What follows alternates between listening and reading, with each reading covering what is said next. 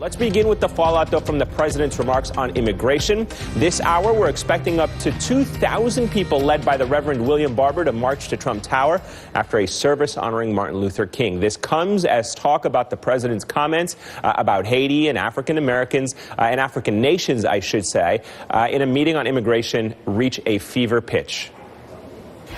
I can't defend the indefensible.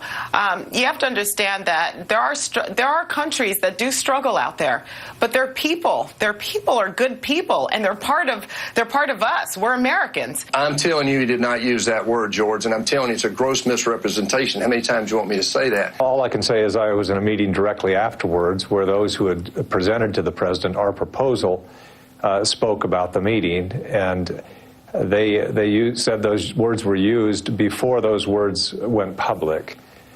So that's all I can tell you. I do want to see an immigration compromise, right. And you can't have an immigration compromise if everybody's out there calling the president a racist. Dr. King would not be pleased with the state of affairs in America today. All right, so we want to break down this story with a look at some of the key issues. The first and chief question is whether the controversy over what the president said will poison negotiations over DACA and a larger immigration deal and possibly lead to a government shutdown this week. Democrats planning to introduce an effort to censure the president over those comments. And once again, the question of where is the Republican outrage? Outside of a few notable exceptions, it's mostly deafening silence that is coming from the GOP on the very latest Trump outrage. Now, to talk about all of this, I am joined by Raul Reyes, attorney and NBCNews.com contributor, Atima Omara, a Democratic strategist, and GOP strategist, Rick Wilson. Great to have all of you with us. Atima, if I may begin with you, you are the daughter of two African immigrants. Defenders of the president say he's simply in favor of a merit system. But his comments suggested that he would prefer any immigrant from Norway, regardless of skills, regardless of background, more so than immigrants from Haiti or Africa. How are you interpreting these remarks? Break it down for us. I mean, I'm interpreting the remarks as they are, which is that they are racist remarks. I mean, when you say that you want European, Norway is a predominantly white European nation, and you would prefer them over African nations, shithole countries, as he called them, you're saying that you think very lowly of not only the countries from which these people come, African nations, but also of their ability to contribute meaningfully to American life. It's very ironic to me when you think of Africans, whether it be them as cab drivers, as nursing aides, as teachers, as housekeeping staff, but they're also extremely well educated. They're one of the most educated immigrant populations in this country. About 42% of those over the age of 25 who are African immigrants have bachelor's degrees, compared to 30% of all of the immigrant population and about 32% of the U.S.-born population. 16% have graduate degrees, over 11% of the U.S.-born population. My parents, my mother is a retired nurse. She's got 2 bachelor's degrees and a master's degree. My father has a PhD and represented this country as a Fulbright scholar abroad. We are a great and amazing, hardworking, full of ethics population in this country that has contributed meaningfully to American life. And shame on this president that he would say anything differently. All those points that you make are absolutely commendable, Atima. It's actually even disturbing that in this day and age we actually have to justify why immigrants should be allowed to come into this country based on their merits for that reason alone. I want to switch gears for a moment and talk about something that has kind of struck me the most in this conversation. You had 7 politicians in the room with the president when he made those comments. You had Senators Dick Durbin, Senator Lindsey Graham, essentially confirming that the president used the S-hole remark. 2 other senators at the Thursday meeting have a different story. Watch this. This is a gross misrepresentation. It's not the first time Senator Durbin has done it, and it is not productive to solving the problem. So what did the president say? Are you saying the president did not use the word that has been so widely reported? I'm telling you, he did not use that word. I didn't hear that word either. I certainly didn't hear what Senator Durbin has said repeatedly. Is Durbin lying? Senator Durbin has misrepresented what happened in White House meetings before. Now, here's the interesting thing, Rick. First, those exact two senators, put out a statement essentially saying that they didn't recall the remarks. Now, as you heard there, Senator Perdue in particular saying he's more definitive that the president did not say that word. And what I find interesting is the fact that we're focusing in on a word, whether the president referred to African countries as an S-hole or not, when in reality, it's the fact that he is saying he would rather have people come from Norway rather than Africa, regardless of what he refers to Africa as, that makes it a racist statement. What do you believe? Well, I think a lot of these things that are happening right now with the varying accounts of what was said in the room come from the White House and its allies trying to have it both ways.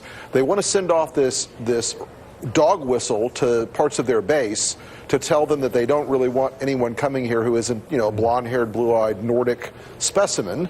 But on the other hand, they recognize they got out over their skis. They recognize the diplomatic impact of this is pretty widespread right now, and it's caused a lot of dissension and consternation around the world. And the difficulty they're having is trying to have it both ways. They're trying to have both slices of the pie here, and it's hard for them.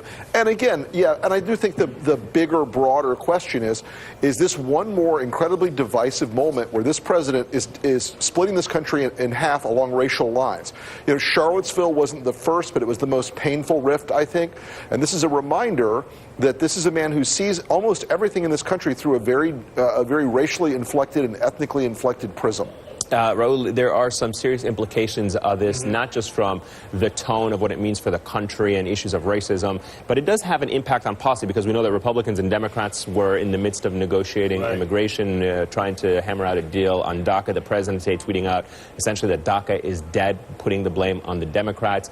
Is it impossible now to get a deal on immigration and other policy issues in the wake of this controversy? Well, in the wake of these comments, the president has, it was already a very difficult maneuver, but in the wake of these comments, the president has basically just upended the table because there were some early reports of a deal, but those are conflicting reports, and the president had not yet signed off on it. Now, with these remarks, if the Democrats go into any type of negotiations with the president, they'll be accused of basically people will say, why are you dealing with a racist? Republicans would likely have to give more, which would be a no-go for them because it would upset the base.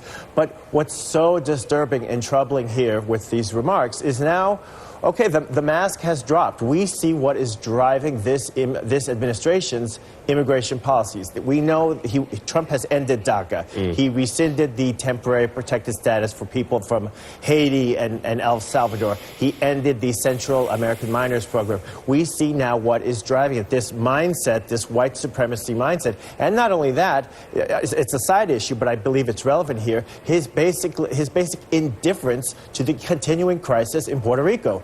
Involving American citizens who happen to be Latino, who happen to have brown skin. So apparently this president is not interested in them, does not care. And that's what's so disturbing, is that's what's driving this administration's views. Rick, let me ask you really quickly. Rand Paul was saying that it's not helpful and it's not constructive to call the president a racist because it undermines the objective of trying to reach an agreement on these issues of immigration and DACA and what have you. As a GOP strategist, what do you make of Rand Paul's assessment that is counterproductive?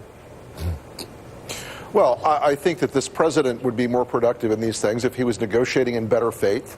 And if they were looking towards something that wasn't built around this ludicrous proposition that he's going to build a 3,000-mile, 300-foot tall shimmering wall across the border. Look, Rand's statement it speaks for itself, but perhaps the negotiations would go better if the president wasn't saying things that were interpreted by the vast majority of Americans as being overtly racist or as being things that connote approval from the president about racists, such as both sides had good people on them in Charlottesville. Raul, you want to jump in real quick? Right. With regard to Rand Paul's comment, he's really not the best person to be weighing in on bigotry and racism when he himself is on the record as saying he would not have voted for the 1964 Civil Rights Act. So I don't think Rand Paul is necessarily the best judge of who is racist and who is not. Atima, the president tweeted about his support for a merit-based system, and here's what his Department of Homeland Security Secretary said about that today. Watch this. I take a little bit of offense to the comments and suggestions that the president is racist. What he's looking at is the exact merit-based system we have in Australia and Canada. And I am sure that we are not, any of us, suggesting that Canada and Australia and their leaders are racist. So the notion here that they want a system that is based on merit, what is the problem with that terminology, with that as a matter of policy, Atima? Well, I mean, it's just flies in the face of everything that our country has been based on, right? We take in people who come here in good faith and want to start their lives over for whatever reason it is. Most of them are actually coming here sometimes to go to school. Some of the programs that we even have now for establishing folks coming into the United States have some merit-based aspects to them. The diversity visa lottery program that a lot of Africans and a lot of Caribbeans come through, which allows about 50,000, you actually have to have a certain amount of degrees and education to even be considered. So, you know, the fact that, you know, historically as a country, you know, there are people who come here, whether it was to escape religious persecution, whether it was to escape an earthquake like what happened in Haiti, or anything else. You know, we have always been a nation that has opened our arms to make sure that we can accommodate those who are in need and want to build their lives over, and that is what makes our country great. So by, you know, I mean, honestly, if he established it merit-based, it still benefits, quite honestly, a lot of people of color who are coming in from nations, because many of them do have degrees and are very highly educated coming into this country. Yeah, I can imagine what that would have been like for a lot of the Europeans who are coming to the United States seeking refuge from war and famine and what have you, would have been turned back because they could not read or write, perhaps, or didn't even have the merits that some want them to have. All right, guys, stick around for me for just a moment. I want to bring into this discussion Carl Racine, the Attorney General of Washington, D.C., who's also born in Haiti. Mr. Attorney General, it's great to have you with us, sir. Thank you very much for joining us. Good afternoon. Thank you. I asked our panel if this was a teachable moment for President Trump in that meeting, the president, because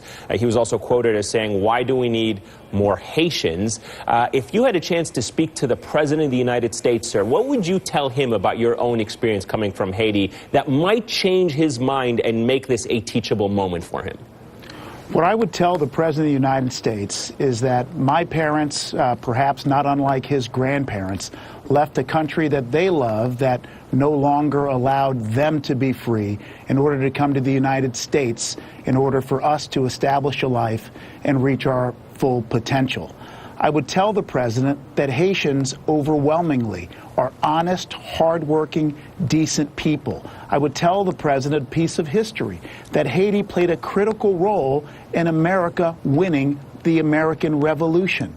I would urge the President to follow principles of a good neighbor and to get to know the neighbor and to finally get behind the racist suggestions and talk and policy. Sir, I know that your office has sued the president over the emoluments clause, and Democrats in Congress are planning to try to get a censure to vote against him. Do you think there's anything that could change this behavior, change this president's behavior a year now into office? You know, I'm not sure whether there's any congressional action, you know, short, of course, of bona fide impeachment action, you know, that will change the president's action, conduct, or words. The optimist in me hopes that people around him, whoever they are, will talk sense into him and give him an opportunity to express his respect for people of color, for Haitians, for Africans, and make clear that any policy that he proceeds with, be it immigration or economics, will not be based on race or an ignorant view of people of color. I know that Republican Representative Mia Love, also a Haitian American, has called on the president to apologize. She, in fact, also had this to say about the issue. Take a listen. One of the things we need to do is get people like me in the room. There are so many people frankly, I want to just make sure that everyone knows that I don't know if those comments would have been made if I were actually in the room. So, sir, do you believe that? Do you believe that, in fact, if there was more diversity in the White House, that a comment like that would not have been made? Is it a solution with this administration, given all the comments that have made, even by the Chief of Staff, John Kelly, General Kelly?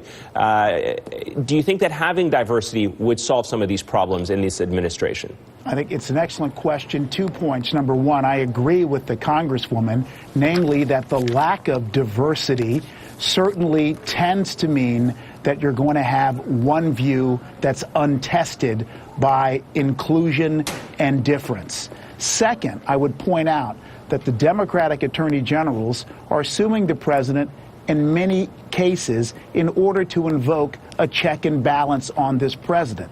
He doesn't seem to be getting that check and balance from his own staff. It doesn't seem as though enough Republicans are invoking the check and balance and being honest in their criticism of him. And so where he seeks to apply discrimination, views, racism on policy, he will be checked and balanced by Democratic attorney generals.